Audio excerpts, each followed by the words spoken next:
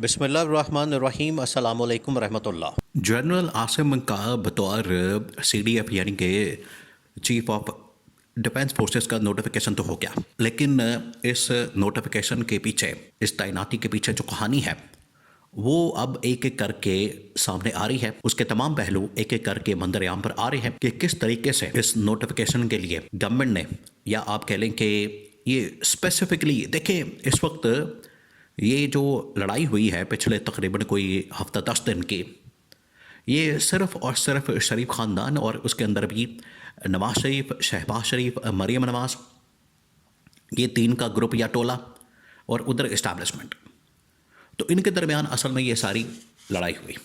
और अब बाकायदा तौर पर इसकी जो पूरी डिटेल्स है वो मंजर-आम पर आ रही हैं। वो बड़ी हैरान कुन किस्म की है। जो इसकी डिटेल सामने आ रही है बड़ी हैरान कुन किस्म की है, क्योंकि नोटिफिकेशन जारी ना करना, इसके पीछे जो वारदात डाली जा रही थी वो अब पूरी दुनिया के अंदर मसला बन गया था, और इस्टेब्लिशमेंट के लिए वो एम्बैरसमेंट हो रही थी, जिसकी वजह से फिर ये नोटिफिकेशन हुआ तो इस्टेब्लिशमेंट की सांस में सांस आया। लेकिन ये जो पिछले हफ्ते 10 दिन के अंदर इन्होंने जो टेंट पहुंचाया, इन्होंने जो नुकसान पहुंचाया, इन्होंने जो ज़िल्लत और रसवाई करवाई है इस्टेब्लिशमेंट की, इन्होंने तो अपना इंतकाम ले लिया, इन्होंने तो अपना काम कर लिया। आपको पहले बता रहे थे कि नोटिफिकेशन तो होगा, लेकिन ये जो अब दरार पड़ गई है, ये जो काम इन्होंने डाला है, इसकी प्राइस इनको देनी पड़ेगी। अब हुआ क्या, पहले आपने पूरी सिचुएशन को समझना है।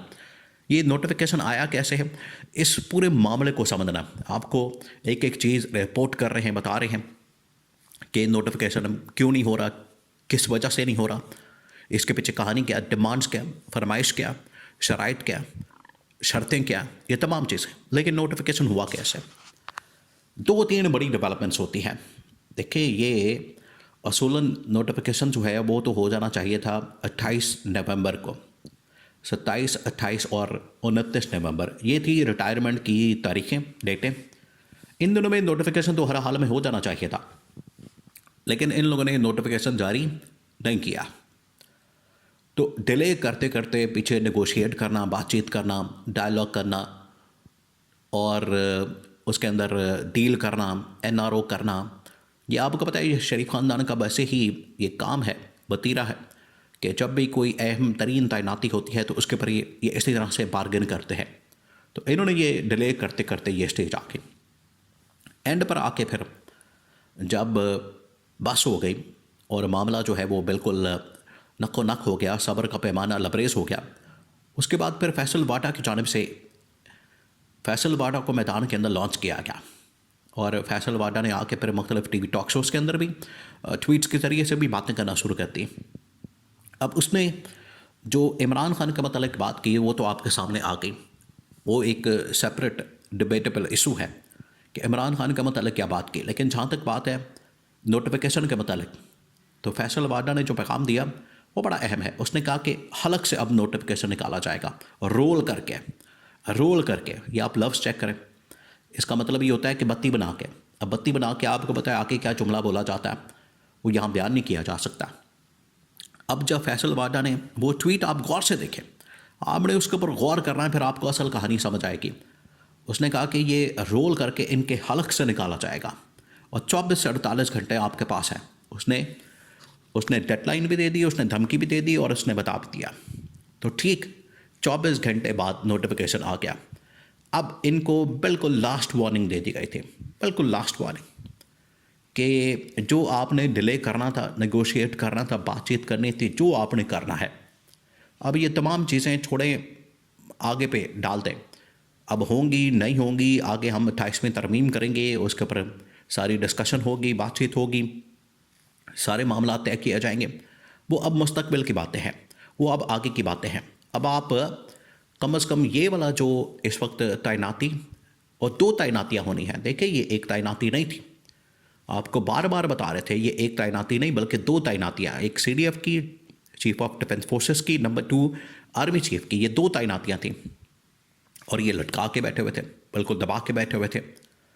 तो CDF का नोटिफिकेशन, फिर उसके बाद आर्मी चीफ का नोटिफिकेशन, और दोनों की तैनाती, दोनों की मुद्दत जो है वो 5-5 साल की कर दी गई है। तो जब मामला बिल्कुल आखिरी स्टेज के ऊपर आ गया, सब्र का पैमाना लबरेज, और इनको फिर पैगाम दे दिया गया कि अब इनफ इज़ इनफ, आपने जो करना था कर लिया, अब आप फ़ौरन नोटिफिकेशन जारी करें, फ़ौरन। फिर इनको डंडा दिया गया। देखिए, ये आपको पता है लातों के भूत है, बातों से नहीं मानते, डंडा फिर इनको देना बनता है। डंडा फिर आता है, और डंडा जब आया तो फिर ये भागे हैं, फिर इन्होंने दौड़ लगाई है, फिर इन्होंने इसके ऊपर काम किया है, और तब जाके फिर इन्होंने नोटिफिकेशन जारी किया। और डंडा जब आया, वो डंडा जब चला, अब ये आपको पता है ये सारे डंडे से चलने वाले ये डंडे पीर हैं, और ये डंडे से चले हैं। अब ये जो डंडा चला ये 5 साल तक चलना है, ये भी आपने जहन में रखना।